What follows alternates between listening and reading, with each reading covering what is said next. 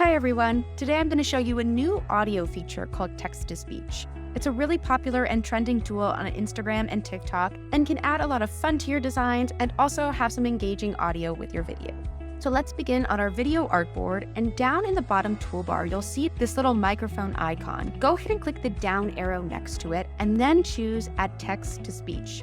This menu will open up on the right-hand side, and here you can type in whatever you want your audio to say.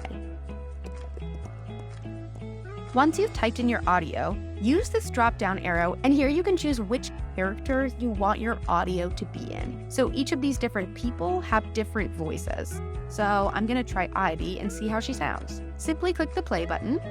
Thanks for being the best. And you can hear a preview of what the audio will sound like. Once you're happy with your audio, go ahead and click this Add to Artboard button.